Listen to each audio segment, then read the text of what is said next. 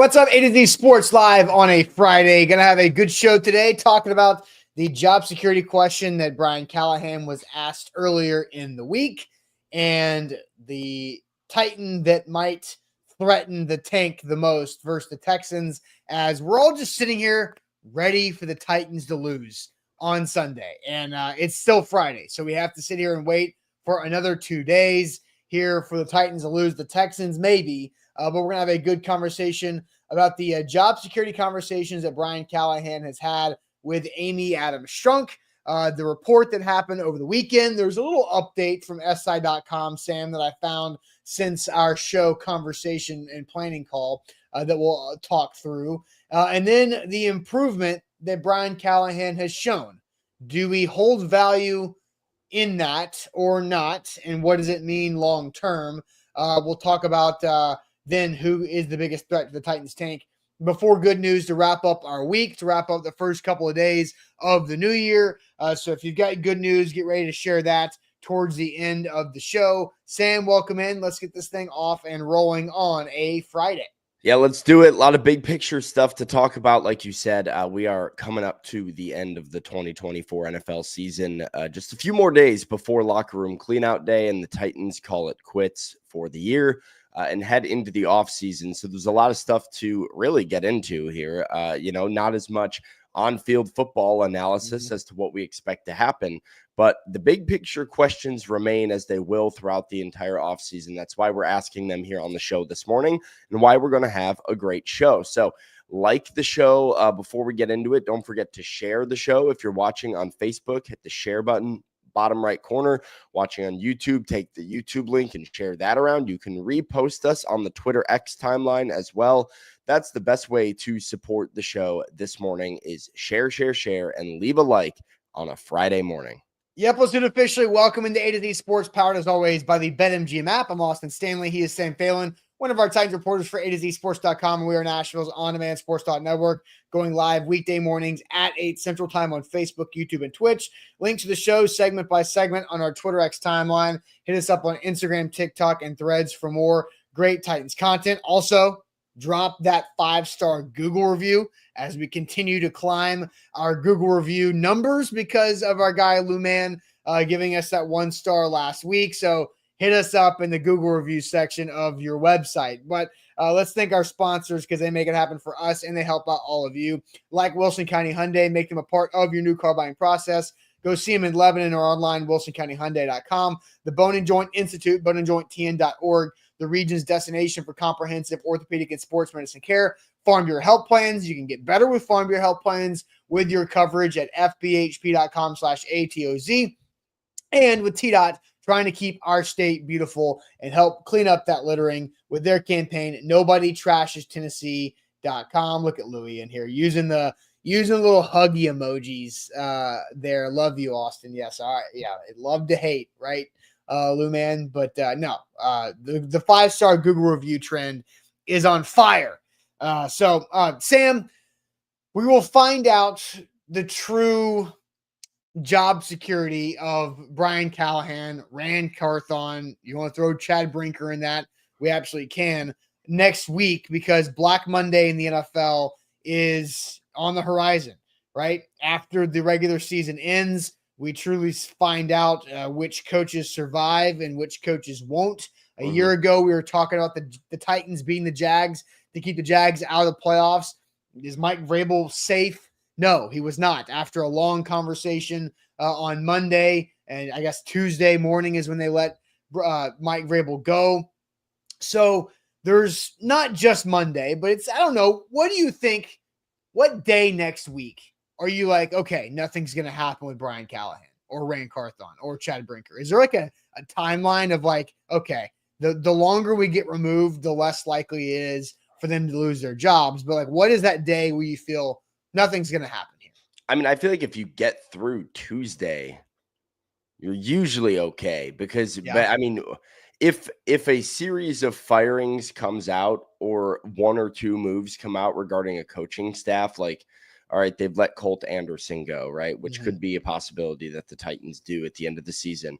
And you start making those moves without making a move on your head coach, then to Yeah. me that signals the coach is staying. Mike Vrabel never spoke to the media after the season or made any like firings before he was fired. It was sort of like pretty well documented that it was still up in the air at that point and they hadn't made any final decisions. So once you start, I think if Callie makes it through Tuesday, I think we're pretty in the clear for him throughout this year. Yeah, and that's what Titans Kyle said Wednesday. If we wake up Wednesday and nothing has happened, then it feels like that's gonna kind of be where things are at. So let's hear from Brian Callahan because the report came out, I guess, Saturday, right?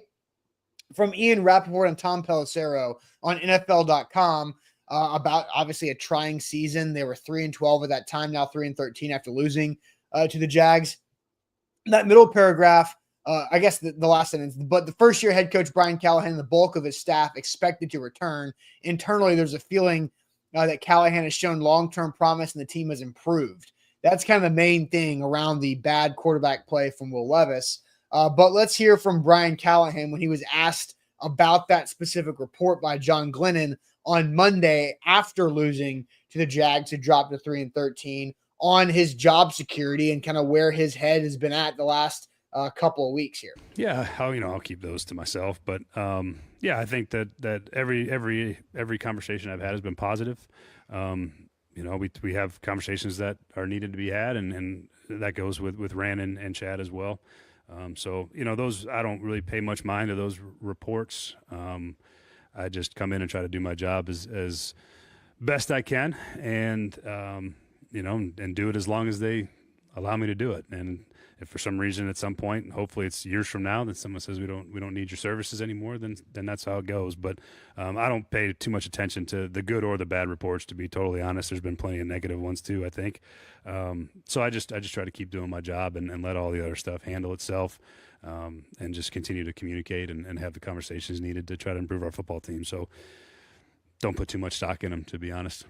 About penalties and turnovers being Again, those aren't things that I concern myself with. I try to do the best job I can and do it until they people in charge tell me that either they want me to do it or they don't. And that's the best way I can go about it. I just try to do the best I can every single day. And those are conversations that they happen, and you keep going. So I don't really think too much about it. I focus on trying to get the football team ready to play and keep trying to coach to the best of my ability and keep trying to lead the team as best I can. So again, those aren't anything that I really focus on. And when the time comes to, move on to the next part, we move on to the next part. So there's Brian Callahan. They're addressing the NFL.com report. I did see SI.com, Albert Breer and Connor Orr this morning, Sam, had some rumblings around some potential coaching carousel.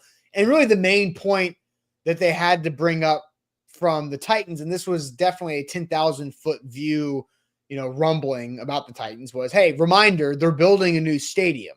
So they're going to have somebody around to be the identity and the face of the franchise for this campaign to sell tickets, which is going very well, and to do everything around this new stadium.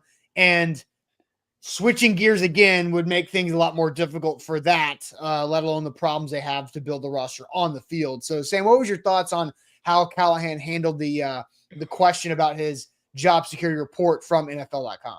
Yeah, I think he said nothing but said a lot, like he clearly says, I'm not talking about the conversations, but gave you just enough to sort of read between the lines when he mentions every conversation I've had has been positive. It certainly to me gave off the indication that at least Brian Callahan was confident in where he stood within the organization, that he felt confident in his own job security. So no details from the conversation with Amy or Ran or Chad, but clearly a guy who I didn't get the impression was worried that he might not be around next year.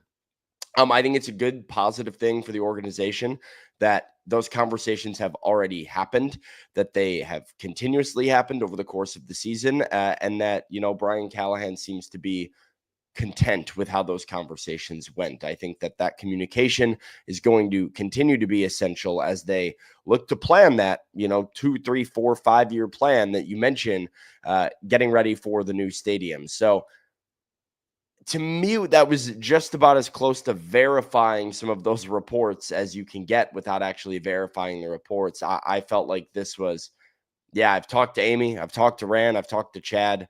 I feel good that I'll be here next year. And I mean, if they surprise me and they tell me they don't want me to do it anymore, all right. But, I feel okay.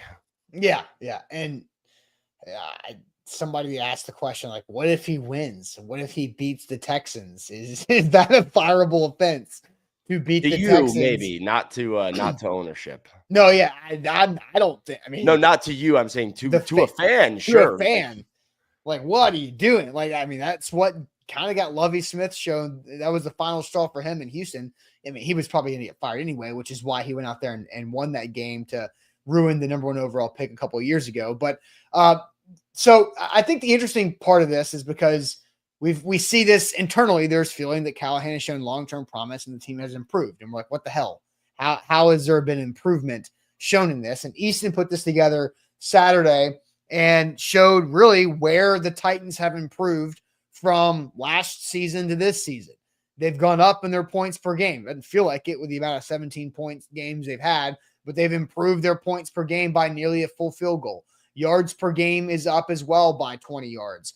Fewer sacks on the quarterback, fewer hits on the quarterback, fewer hurries and pressures on the quarterback, more explosive pass plays, and still being explosive in the run game. The 3-and-out rate is down by a couple percentage and a half. Third down conversion percentage is up pretty considerably. That's a big jump, 8.6% up in third down conversion rate. And the red zone touchdown rate is up by about 2.5% as well. So those are interesting numbers there. And we're going to get everybody's opinion on this. But we asked this question, Sam, with that information. Brian Callahan has shown long-term promise. That's the words for the phrase used by Rappaport and Pelissero. Is this fact or is this fluke? Fact or fluke that Brian Callahan has shown long-term promise? Fact or fluke? Because Yuri brings up and fewer wins. And that's kind of the big one. And the defense has completely deteriorated. And then Yanksy says Callie sucked at red zone plays, right? We've seen so many times they've settled for field goals. So fact or fluke for Brian Callahan to have shown long-term promise, as Ian Rappaport and Tom Pelissero reported over the weekend on NFL.com. We'll get to all of your answers. I'll put up a YouTube poll while we're at it. But first, the Bone and Joint Institute. There's no fluke about them. They will help you take care of whatever the injury is that has you wheeling and dealing and maybe having some lingering pain in your life. Go to the Bone and Joint Institute. When you need to book an appointment, boneandjointtn.org. They're the region's destination for comprehensive orthopedic and sports medicine care, and they can make sure to help you out with whatever that injury may be. They've helped me out a couple of times over the last few years when you have the injuries that are just like, yeah, I'm getting a little older. I'm having that shoulder pain come back from the old high school injury. I'm having some tendonitis that pops up in my knee that just is from wear and tear and not working out very smartly, and how you manage those injuries and get better with it. The Bone and Joint Institute has been able to help me out with a couple of those things recently, and they can do the same thing for you. When you need them, book an appointment online in Franklin, boneandjointtn.org. Today's show is powered by BetMGM. BetMGM is the sports book born in Vegas. Use the bonus code ATOZ Sports when you sign up with BetMGM. Get up to $1,500 in the form of a bonus bet back into your account for another chance to win big. It's the bonus code ATOZ Sports for the sports book born in Vegas. BetMGM.com. All right, so fact or fluke that Brian Callahan has shown long-term promise in his first game as Titans head coach. Sam, I'll send you the chat. I did put up the YouTube poll. We got King VC saying, lock in, like the show, hit that like button if you haven't yet on Facebook and YouTube. Please hit the like button for us too. But what are you seeing from the chat on the fact or fluke of Brian Callahan's long-term promise shown? Yeah, we're kind of seeing a little bit of both. We got a fact coming in from Curtis. Fluke hands down from Jeff. We got a fluke big time from Steven. A cap emoji, which I would assume is pointing towards fluke from Richie. I would think so. Facts from IR Hoshi. A fact from Eric. Fiction / fluke from American Toff. We've got fluke from John. Fact from Jay. Fluke from Mario. Fact from Sir. We got fluke from Kaz. Fluke, those stats are pointless if they can't put together any wins, says Brandon. Fluke outside of the offensive line. Some of those points per game were garbage time, which is true. Let's see. They did score a lot of points. Earlier in the season, I would say the first half of the season, they were scoring more in the first half than the second half. So yeah, more yards, more points when you're down all day, all game, every game, says Chris. Which I do think there is something to the fact that like some of the more recent Titans games, like they've had 30-point efforts in games that they were not even in for a half of a second because they were down by so much. Right. Only stat that matters is wins. Fluke from Brad. Fluke, a fact coming in from Top Tier. We got fluke from Sean. Fact from Titans Kyle. Fluke, fact. Really close to 50-50 from what I can tell. This is a fact, says King VZ. Andrew says this is a fact. We got fluke with 17 points, says Drew. So split. Austin, where are you at? It's tough because when you're looking at the numbers of where they have improved, and we're focusing offensively, right? Like, I think that's the key thing too, because if we take a pause and we say defensively, this team was awful. Like they were down 38-7 versus the Colts, and then they scored 3 touchdowns in a row and made it 38-30 final score without really, they made it a little more fun, I guess, but it was never a threat to win the game. But defensively, they fell apart, and I feel like they were a good defense early in the season until everything I feel like was a little contagious.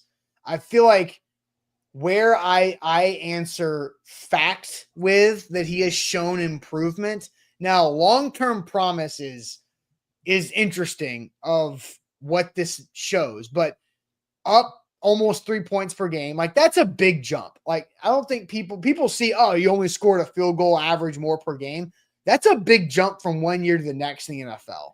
Like that doesn't happen all over the place. Like the Chiefs haven't even scored 30 points in a game this season, and they're 15-1 or whatever the record is. But so I think 3 points a game is a big deal. Yards per game, I think we've seen them be more efficient. They've had fewer sacks, fewer hits, hurries, and pressures on the quarterback, and that's with Will Levis playing a lot of games and having a lot of pressures and hurries and hits that he has invited himself. They have been more explosive in the past game, and they've kept the running effort to be pretty strong. I think the third down conversion is interesting to me because you don't just jump 8.5% on third down conversion without being in a better spot. The problem with the Vrabel teams the last couple of years was being stuck in third and long and getting sacked on third and long and not being able to convert those. So you're better on first and second down to be better on third down is how I read that too. So I do think it is fact overall. And I want to get to a comment that I started earlier from Toff. He says, his improvements are measured in tenths of percentage points. That's not improvement. And sure, you can say we're really splitting hairs here on bad versus less bad. But I also think he has been a little sabotaged by the quarterback play, whether it's Levis early in the year making really bad turnovers, or Mason Rudolph being very limited and also having turnovers, that Brian Callahan has been able to show these marginal improvements through bad quarterback play, which if he just got average quarterback play, how big would the improvements really be? And I think that's where I have to answer with fact that he has shown improvement, and that I do think there is signs of long-term promise. I'm not as fully in on Callahan is going to figure it out and be a valuable head coach. I'm not doing that yet, but I do think he has shown enough for me to say, all right, I'm curious to see what this offense can be with average at worst quarterback play. Yeah. Okay. I mean, I think all of those are fair arguments, but I have to go with fluke. Okay. I have to go with fluke. There's too much bad for me to overlook it for the sake of the good. I think you can cherry pick stats in wherever you'd like to look to find ways that they're better this year than they were in 2023. You can look at all of those things that you just pulled up. We can do it again, just for reminders of some of the, if you have that up. You get it? Yeah. Oh, there it is. Okay. Didn't know which one it was. Points per game is up. Yards per game is up.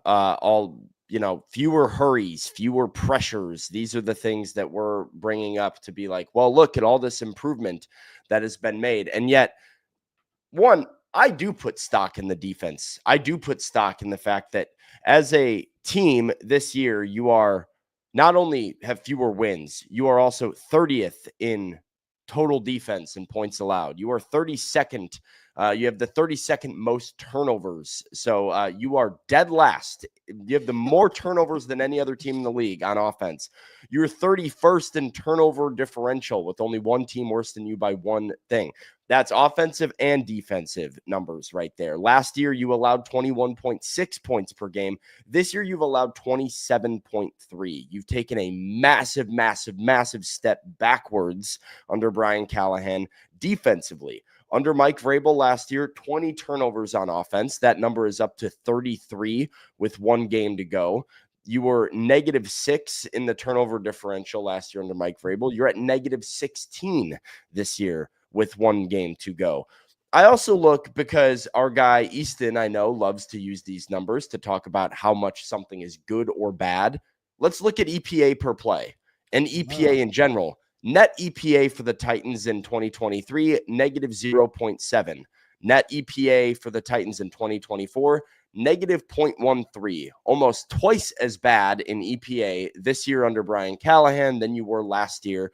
You're also significantly worse than NFELO as well.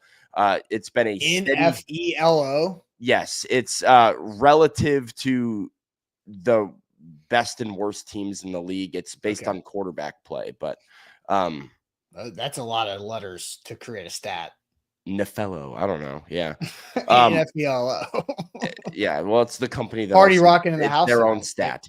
Yes. When you look at any of those numbers, you would look at them and suggest Brian Callahan has not improved in the ways that are important, like actually having productive offense. And if we're using counting statistics like yards, I do think there is something to the fact that you played from behind a lot of the time, that you've put together a lot of points when you're down in games. I don't say this to say that Brian Callahan is a bad coach or can't be a good coach, but I do think it's kind of silly to look at this year's Titans team that, by the way, I think anybody would argue had more talent unquestionably than the Titans team from last year. They spent so much money. They added to so many different position groups for guys that they felt would fit what they were trying to do as a coaching staff. And it didn't go. So, I see Zach in here saying, no Snead, no Diggs, no Cheeto. Those are three guys that weren't on this team last year. And you still had a much better defense, So, these additions that you've made. And Harold was better last year. I think he was. Yeah, I think Harold Landry was absolutely better football player. I don't know if Harold was better last year. I think Harold was the same guy both years, but I think Harold was better last year for sure. He was more productive. At least. Arden Key's better this year. Yeah, at least in the first half of this year, right? But I think the first half, I think that's where I go is I empathize with the Titans defense because I think they got caught up and caught the flu from Will Levis and the rest of the offense. And they just kept spreading that contagious sickness around within their defensive locker room, and everybody fell apart. All of the defensive pieces that had early in the month of September, the Titans defense was legitimately a good defense. They got their crap kicked in by the Packers and Malik Willis and got embarrassed. But in the first 4 games and even the 5th game against the Colts, I thought the Titans defense was pretty good until they fell apart because their best players all got hurt except for Jeffrey Simmons and Devondre Sweat. And then they started to have guys disappear like Harold Landry. And you go down and now you're playing rookies at inside linebacker who are getting like olayed and confused and duped by every offensive play caller and quarterback that they've been out there against. And you give up 450 rushing yards against the Colts because they don't know how to run fit. And so I think I look at the defense and I say they just couldn't hold up because they were being leaned on so much. Like you bring up the points allowed per game, right? And that was one of the stats you mentioned. Well, how many of those times was the defense put in like the worst spot because there was a turnover or there was a really humongous return on special teams that had them already like setting up first down and 10 at their own 15-yard line. So like I think that is where I give the defense a little bit of a pass because of how bad they were dealt the hand of injuries and then just unfortunate events. They've given up 34 points or more 6 different times this season. They've given up 30 points or more 7 times with that 30-14 loss to Green Bay in there. I also see people in here saying things like, no Azeez Al-Shire. Well, that's because the Titans, this coaching staff, this regime chose Kenneth Murray. No. They wanted Azeez. Like they did try to re-sign Azeez and he picked DeMeco Ryans. Sure. You didn't pay him enough. I mean, you didn't value him enough. And like, yes, like Azeez is better than Kenneth Murray and more well-rounded than Kenneth Murray. And they gave Kenneth Murray more money, like than what Azeez got from the Houston Texans. But they lost that bidding war.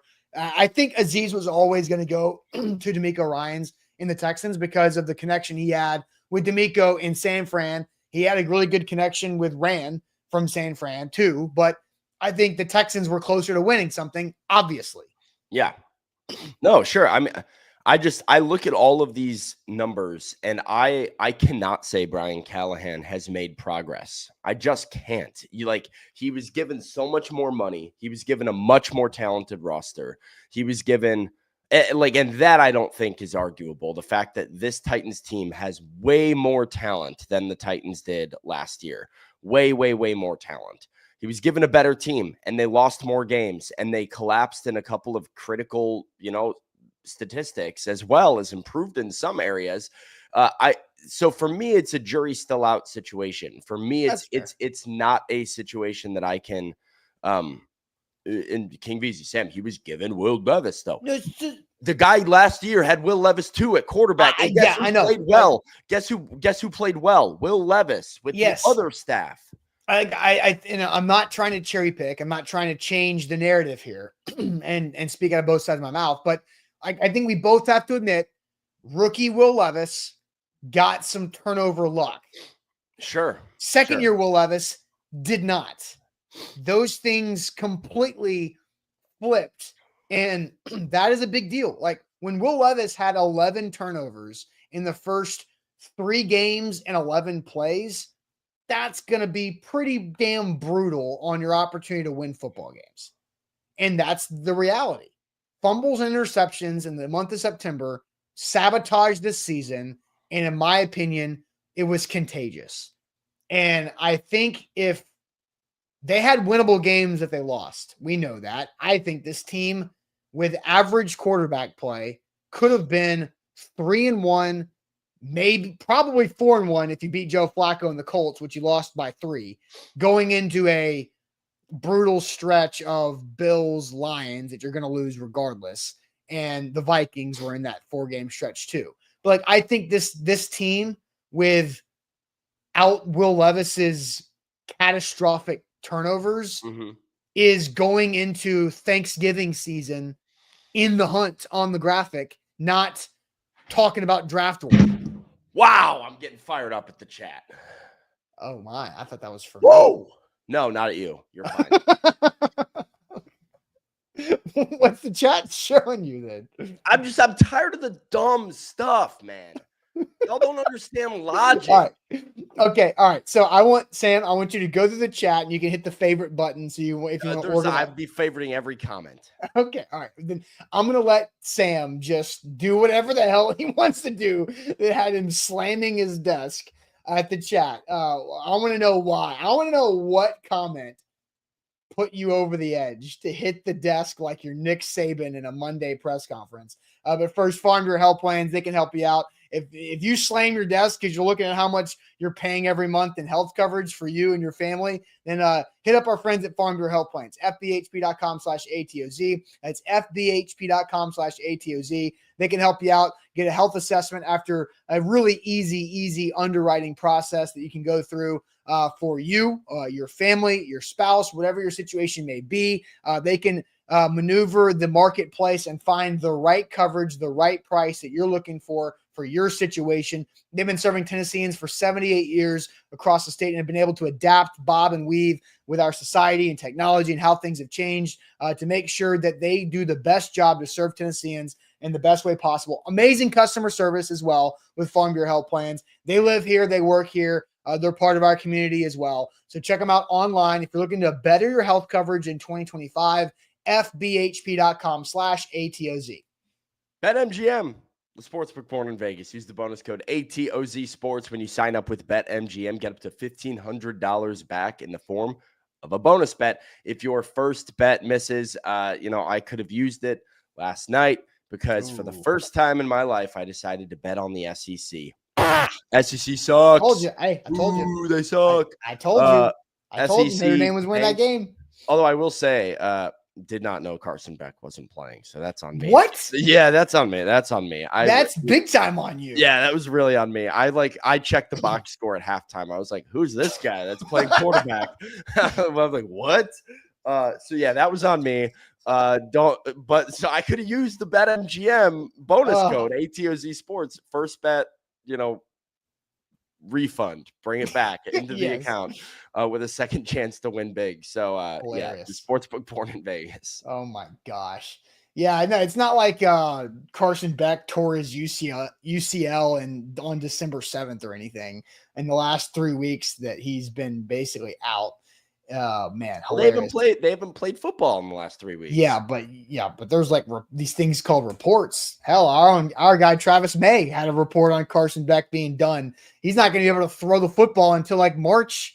It's gonna be interesting. And he declared for the draft. Oh, it's crazy. I've been too busy knowing ball about the Titans that I haven't been able to.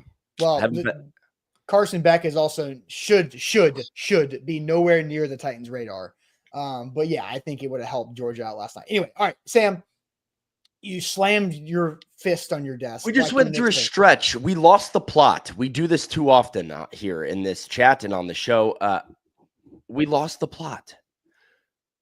I understand Will Levis cost the Titans games with his poor play early in the season.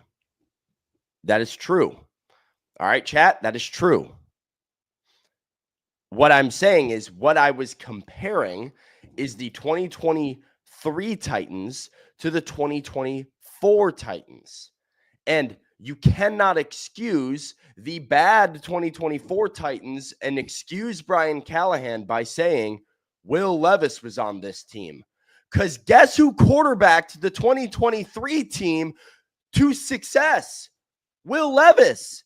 So, were they amazing with Levis? No, but they won more games. He was more productive. I do think the turnover luck was a thing. Yes. Yeah.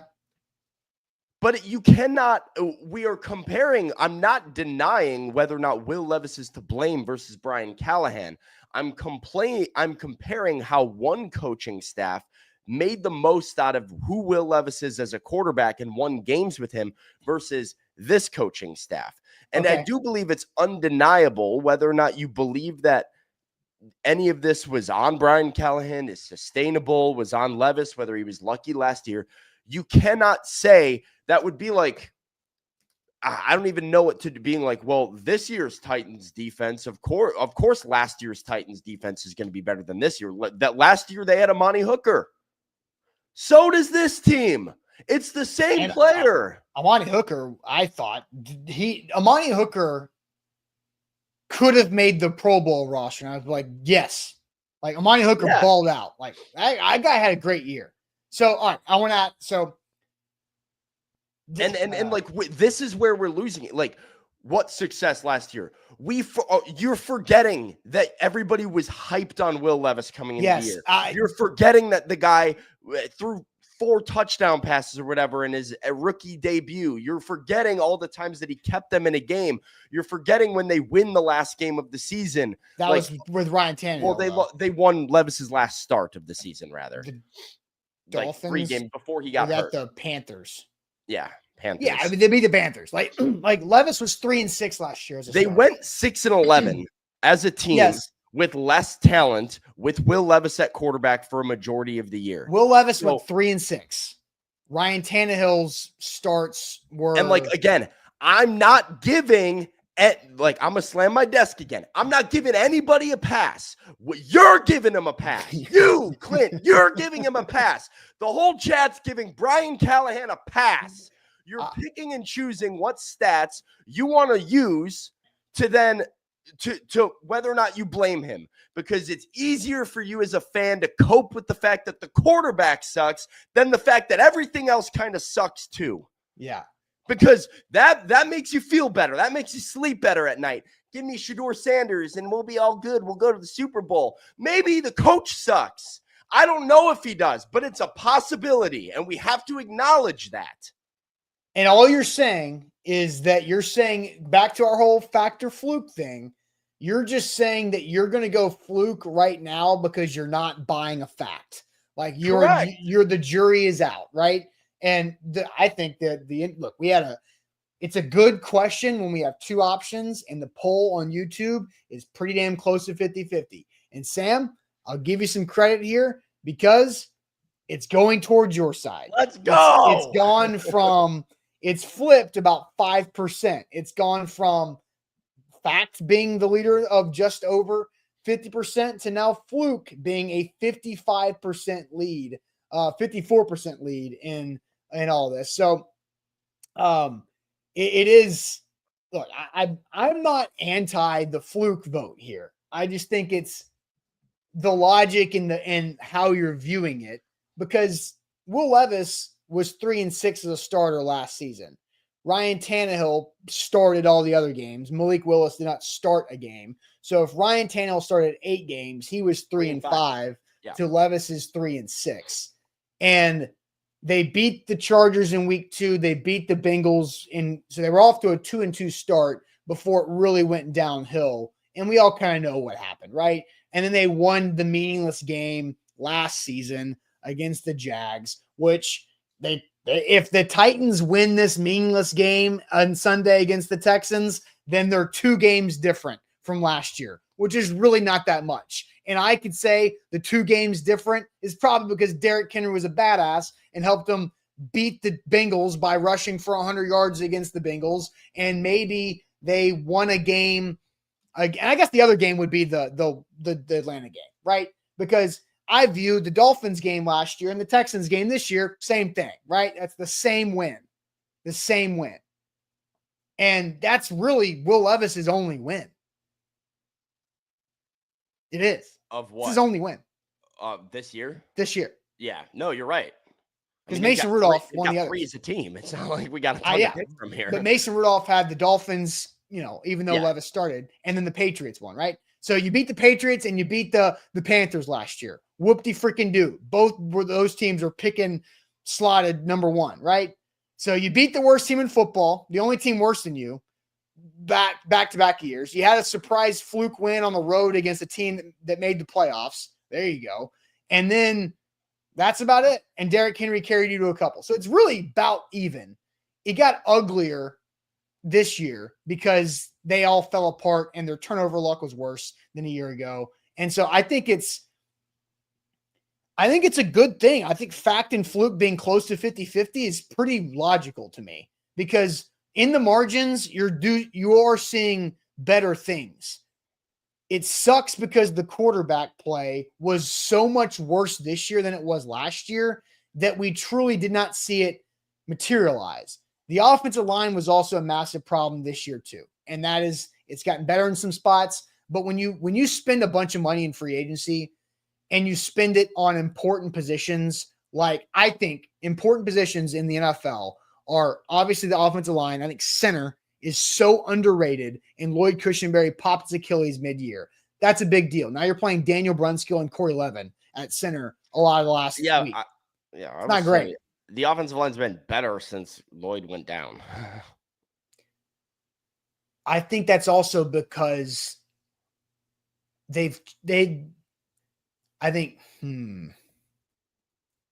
wasn't the reason why they were bad. I think No, I know. NPF I'm just saying well, Mason Rudolph takes less sacks than Levis. Levis True. was creating his own sacks early when Lloyd was healthy. I just think that's a coincidence. Lloyd Cushenberry is a better center than anybody else the Titans have on the roster. I agree. Right. And I think Lloyd Cushenberry being there allows their other depth to be better across the offensive line.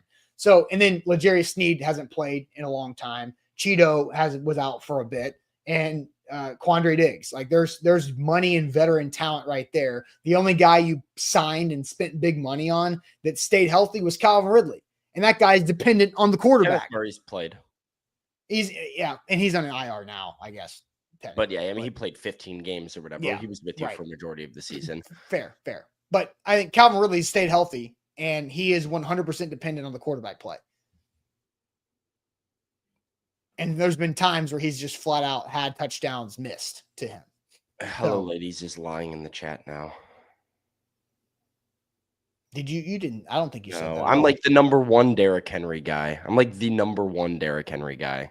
I fought this very chat talking about how I was rooting for how everybody should be on board rooting for Derrick Henry to have success in Baltimore. Mm-hmm. I'm a Derrick Henry guy. Well, let's not spread misinformation. Although Eddie George did appear on Survivor, so that's my brother. Yeah, but his wife was the contestant. Hey, facts are facts. we're cherry picking facts today, so I'm okay. Like, all right. That's what we're doing on the show today.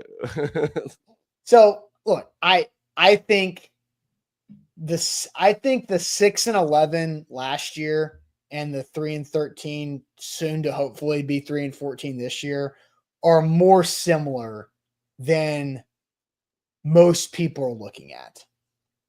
It's 3 less wins.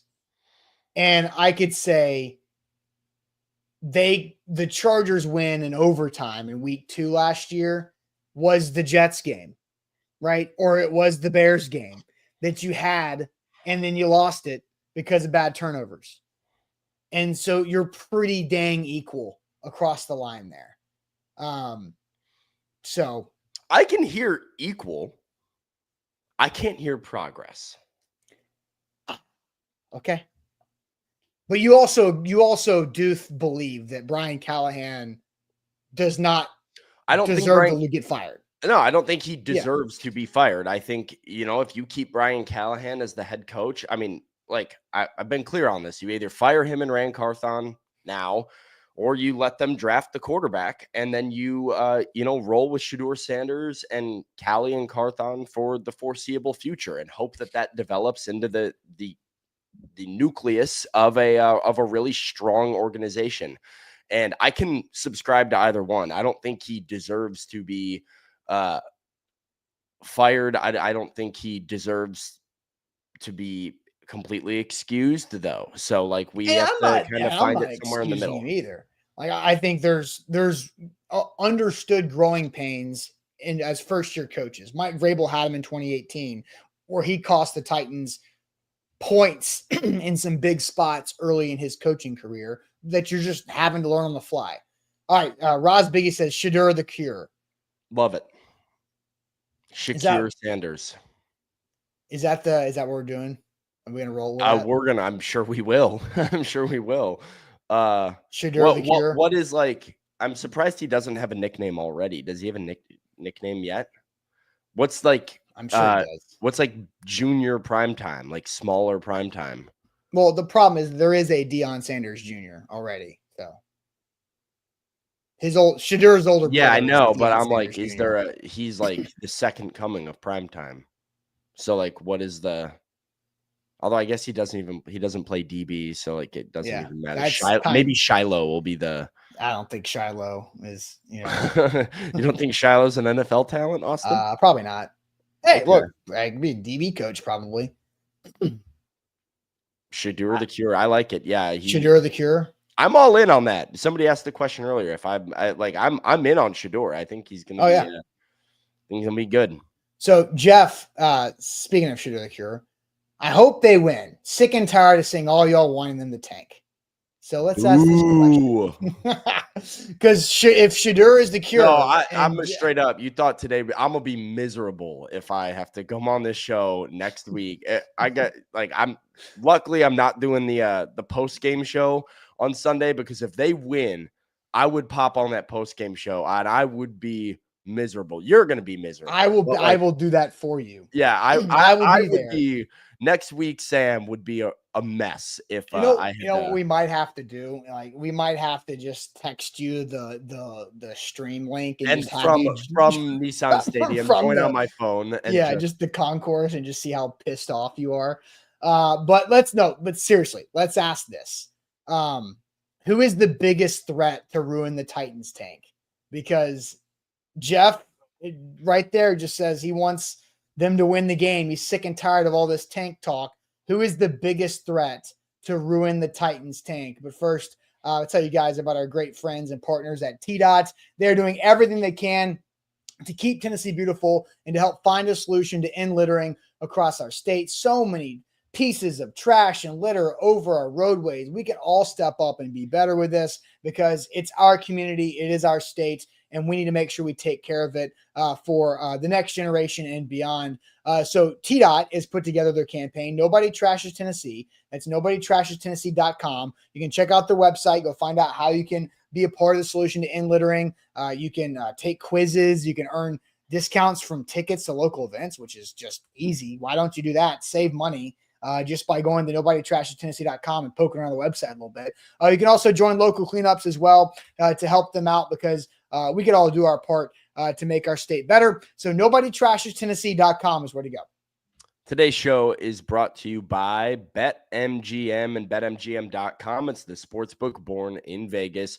When you sign up with BetMGM, use the bonus code ATOZ Sports to get up to $1,500 back in your account in the form of a bonus bet if your first bet misses. Just go to BetMGM.com, use that bonus code ATOZ Sports, and if you're I don't know, doing something dumb like betting on the SEC in the college football playoff. If you're doing something dumb like betting against the Illinois Fighting Illini on the road against the top 10 opponent and expecting them not to 30 bomb them, yeah, you're going to need a second chance because the Illini roll deep. The Illini are taking names. Tennessee was our tune-up game. Now they're figuring it out. They're putting it together. Oh, you're talking basketball. I was confused. I'm talking Illinois basketball, who hung 110 points on number 9 Oregon last night. Woo! In Eugene. Thank you to Tennessee for getting the boys ready for Big Ten play. Now we're firing. Tough 2025 start for Oregon. Yeah, no, it was a rough 2 days for Oregon. But the sportsbook born in Vegas has you. So if you're betting big, if you're getting bold like me, and you come up short, well, you get your money back in the form of a bonus bet and can try it again. All right, hit that like button, hit that like button, hit that like button. Also, 5-star Google reviews. Shout out Lou Man for that 1 star. We've had like 50 5-star Google reviews since then. But who is the biggest threat to the Titans tank? Sam, you see any conversations there? I'll just reset while you look through the chat. No, yeah. Well, we've got a lot of people in here saying Will Levis. Just I don't know how many how many it is, but that is the most popular answer. William Donovan Levis. Will Levis somehow. We got some Big Jeff or Levis. We've got some Levis. There's a couple people who say the O-line, but I think we need to clarify. Whoever ruins the tank is whoever makes them win the football game. So the O-line, in my opinion, not going to be a threat to ruin the tank. I think the O-line will be what the O-line is. Brian Callahan is here from Steven as the threat to, ruin the Titans tank. I see Big Jeff and Calvin Ridley, one, which I think is a fair call. Two of their better players, if those guys are on the field, that they could make some plays that win the Titans a game. We see more Calvin Ridley. I see somebody saying D'Amico Ryans throwing, like accidentally selling the game. Could be. D'Amico did say the starters are going to play. Yes, he did say that, which is good. He could yank them and a lot of stuff could happen. I saw another comment. Somebody said Davis Mills, which I think is totally makes sense. If Davis Mills just sucks and plays like Davis Mills and then the Titans win and then, it's Davis Mills' fault. Somebody said the refs, which this would be a very, very Titans thing for it to happen, is like the refs just gift the Titans all of these calls. Like the anti-Vikings game? Yeah, like they just set up, there's another flag on the Texans, another flag on the Texans, and they set up the Titans in perfect position to win the football game. So the refs. Austin, who are you worried about here? Look, I do think Will Levis is a possibility here. Just airing it out, throwing it deep, not having a care in the world. I think the less there is on the line for Will Levis, the better he is likely to play. Yep. I totally agree. But I think the interesting one is Tony Pollard. So I was between the two. So let's talk about both, because Tony Pollard, every other day I'd be like, okay, yeah, Tony Pollard, he's been good all year. And even when he's good, the Titans suck and can't win. So I'm not worried about it. But there is something that feels a little bit different about Tony Pollard this week, because the man's playing for some money. He's got, incentives, 86 rushing yards, hits him for a $250,000 incentive. If he scores 2 touchdowns in the game, two rushing touchdowns, that's another $200,000. So about $500,000 on the line for Tony Pollard if he has 86 yards and 2 touchdowns on the ground. Not impossible at all. Still within reach for him. So a concern, but possible concern. Yeah, that's my let him get the yards all day long. Get your 86 yards. Just do not let that guy, because 14 points, that's a problem in this game if Tony Pollard has 2 rushing touchdowns. And Darren says Pollard's probably mad because he got snubbed from the Pro Bowl. You wrote about this the other day too. That cost him $100,000. So yeah, him just not being a Pro Bowl is one thing, but making the initial ballot of the Pro Bowl would have been a $100,000 incentive for Tony Pollard. So he just lost on that money by a little bit with that snub, and I think is, like you said, maybe a little bit fired up about it. Needs to get that money back. Being an alternate does nothing there. Now, Randy says NWI scoring his 10th touchdown. That could have that. I could see that. I think that's if we're sitting here looking at that would be cool for NWI. Tony Pollard has 200,000 G's up for grabs for scoring 2 touchdowns. Now we're talking about 21 points right there. Yeah, I mean, Tony Pollard scores the first touchdown of the game. So now Tony Pollard is 1 touchdown away. NWI is looking at his 10th touchdown, and Brian Callen's like, "Oh, let's get them both a touchdown. Let's spread the love. You got to hit all the incentives, and then all of a sudden you're 21 points in, and you're winning the football game." But the Texans, I think the best thing about it is the Texans need to see the ball go through the hoop. Yeah, if they're going to host either the Ravens or the Steelers, I think because the Steelers and Ravens both play Saturday, tomorrow. So the Texans will know who their first round opponent is going to be before the Titans game kicks off. Yes. Does that change anything for D'Amico Ryans? No. You don't think so? You think D'Amico Ryans is still going if the Steelers win, then the Steelers win the North? If the Ravens win, which the Ravens play at 3:30 tomorrow. If the Ravens beat the Browns, likely, then the Ravens lock up the North, and they are the 3 seed in the AFC. If then Pittsburgh and Cincinnati play at 7, Pittsburgh is already going to be the 5 spot in the AFC playoffs. Yeah. So that would be the Texans' opponent. Now, if the Ravens lose the Browns, unlikely, and then Pittsburgh beats Cincinnati, then Pittsburgh jumps up to the 3 and the Ravens play the Texans as the 5. I think because that's so unlikely. The Chargers can get the 5 seed too, I guess. Oh, well, that's huge then. That's what matters, is the Chargers being able to get the 5 seed. Yeah, so I don't think it changes anything for D'Amico Ryans, though, because like you said, I think the the Chargers getting the 5 seed doesn't matter. Yeah, I mean, the Texans are locked into the 4 spot. You're more than likely going to be playing Pittsburgh, maybe the Chargers. But I don't foresee that like your opponent affects what you want to do if you're the Texans. To me, the worry, because Tony Pollard was interesting, but I'm kind of with the chat. Like Levis. Yeah, right. I mean, like we've seen even bad Will Levis pops up randomly with a 3 touchdown game. And I agree with you. The idea that like there's literally nothing to lose. This guy knows he's gone probably in the offseason. He's out there just slinging it, playing for himself, playing for his next opportunity. I don't blame him. I don't blame him at all, but I think he's going to go out there and, you know, if he gets into cut it loose Will Levis mode, maybe it goes bad. Maybe it goes great. Like maybe he starts throwing some deep touchdowns, and like Curtis says, maybe the pressure gets to him. I don't know if Levis is feeling much pressure right now. I think he knows that it's over in Tennessee, and you know, he's just going out there and trying to put some good tape. Greg says Levis is not gone.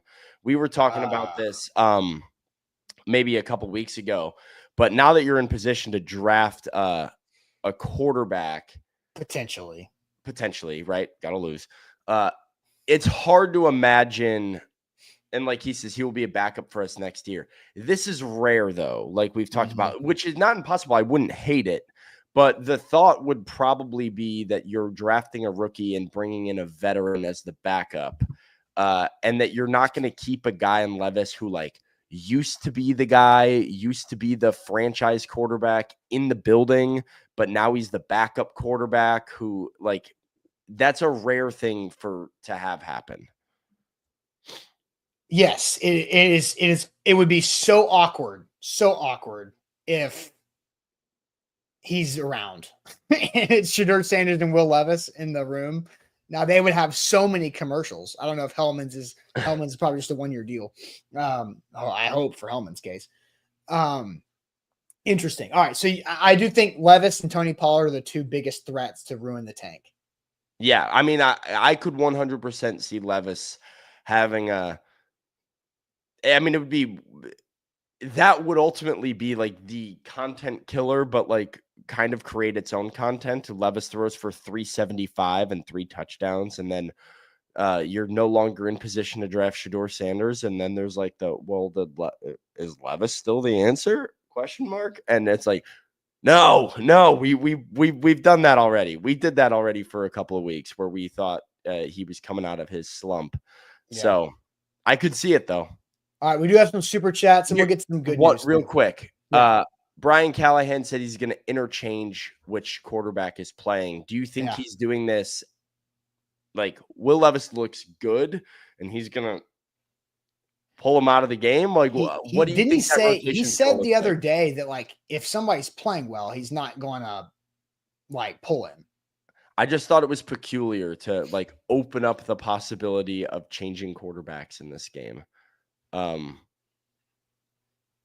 So yeah, it's gonna be interesting. All right, like we got Levis is having a great Will Levis game and throwing all kinds of making all kinds of great passes. That's when he's like, "Yo, Mason, get in there." Yeah, God, man, because I mean, like Callahan knows what's up. Like, Brian Callahan was the offensive coordinator for the Bengals when they played against the Dolphins, and they had the number 1 pick and Joe Burrow up for grabs. Like, he's been here before. Like, it's not like it's a totally. Yeah. So, all right. Super chats. Darren says a number of those games, the Titans lost by halftime. So the second half numbers are inflated.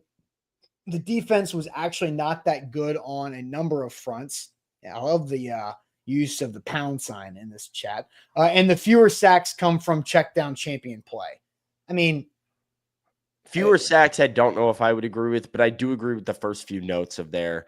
When games are lost by halftime, second half offensive numbers are going to be inflated. And I think we have said all year, Titans defense, not as good as you would maybe think it is based on, like, they still love pointing to, well, we're second in yards allowed. Yeah. I mean, like, I agree that the Titans defense was never as good as like what they kept saying in like October of like, I'm on defense and yards allowed. Like, yeah, they weren't that good, but they were still solid. They were just put in bad spots. And I don't completely agree with Darren's thing. A number of those games were lost by halftime. Well, a lot of, like, we were talking the first half of the season of, man, the Titans have had either the lead or tied at halftime in so many games. Like, yeah. It was literally the Bears, the Jets, the Dolphins, the Colts, the Bills, the Patriots, the Chargers, maybe the Vikings. I can't remember. I mean, there were 6 or 7 of the first 11 games. The Titans had the lead or tied at halftime, and then it just completely fell apart. So it goes both ways on Darren's comment there. Like, they had good first halves and bad second halves. Like, at one point we had the stat of the point differential in the first quarter, the second, third, and fourth. And the fourth quarter was like minus 300. It kind of that being that awful. All right. More super chats here. C Rich says Callahan was brought in to bring a QB first offense, and this is the consequence. Run first offense that couldn't pass and need change. Yeah, I mean, we knew that. Sam, you called it out the other day. You knew this was going to be a run first team. And I just don't think, like I said yesterday in New Year's resolution, find the right quarterback for the Brian Callahan offense. And I will not that. I will say too, we'll have plenty of time to talk about this in the offseason. One thing I don't think gets discussed about, I don't think they have very good weapons on this team. And I think that can be a factor as well. And Brian Callahan's offense not really being incredible. It took time. I'd like to see what it looks like with better weapons. It took time for Ridley. Yep. D-Hop was hurt. Yep. And recovering. And then traded. My favorite stat of this Titan season, and it will always be the same. DeAndre Hopkins and Calvin Ridley never had multiple receptions in the same game. Crazy. They just couldn't get it figured out. They just could not figure it the hell out. All right. So more super chats. I got hit on the wrong tab. Chosen says the staff is inexperienced compared to Vrabel, and this roster is brand new. Bad quarterback play and missing open wide receivers as well. And then says again, also the new additions on the team defense have been out hurt. Third string players, practice squad guys are on the field with a first year coach. Yeah. I mean, that's how your things get played out. Yeah. That is your argument for both of those things. All right, Sam, do you have, before we get to good news, I'm just curious, do you have a preference on any of these playoff scenarios on who you would rather make the NFL playoffs? Bengals. So you're full Bengals. Yeah, I mean, who doesn't want to see? I mean, Joe Burrow. We're having this Josh Allen, Lamar Jackson MVP debate, which is a fun debate and I think a really interesting one. You can make a case for Joe Burrow over both of them, and I think I was telling Paul Kaharski at Titans Media the other day, if the Bengals start 8-4 instead of 4-8, and then sort of limp into the playoffs, but Joe Burrow still playing unreal. I think he's absolutely right up there with the idea of like this guy's the MVP. But the fact that the Bengals started down and are now on the come up and potentially looking to get in, that to me is why the NFL has sort of ruled him out already, even though his team could still be a playoff team. Nobody wants to see Miami. Nobody wants to see Miami. I'm okay with the Broncos getting in. I think, it could be fun to see Sean Payton and Bo Nix get into the playoffs and try and cause some problems, but just not Denver. Not Miami. Not Miami at all. Yeah, because nobody wants to see the Dolphins go to Buffalo again in the playoffs and lose when it's snowing. Yeah, NFC South. I mean, it has to be Tampa. Nobody wants to see the Bucks, or I'm sorry, nobody wants to see the Falcons make the playoffs. I watch the Bucks almost every week. I put on the Bucks game because I have so much fun watching that offense, and I like watching Baker Mayfield play football. So I need to see it in the playoffs. Mind you, that's a team that won a playoff game last year and then made a run at the Detroit Lions in the divisional round. Yeah. So I would love to see the Bucks get in and win the NFC South. Yeah, I'm with you on the Bengals. I'm with you on the Bucks. Lions versus Vikings. I liked the Lions. I want the Lions. I'm okay with I would rather see the Lions, I think, as far go deep. So get that bye in the first round. I'd go with Lions. I just like the narrative that it creates for the Lions. Having the Lions around in an NFC championship game or something creates a really fun narrative, opportunity for the Lions to get back to the Super Bowl. So sign me up for that. Yep, absolutely. I want to see Eagles at Lions NFC championship game. That's what I want. I don't hate that. Yeah. All right. Let's get to some good news. If you have good news, share it. Time to share some good news. First good news of 2025. Here we go.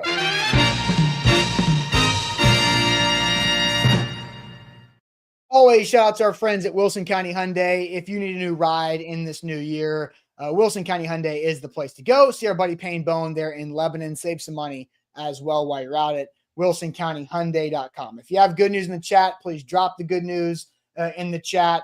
I'm just going to go ahead and let Jeff have his good news. Ohio State is going to eliminate the SEC from the playoffs next week, and the SEC finishes 8-7 in bowl season with 6 losses to the Big Ten/Midwest teams.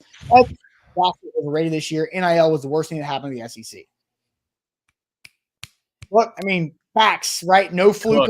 And hey, Georgia losing, good. Alabama getting their ass kicked by Michigan, kind of.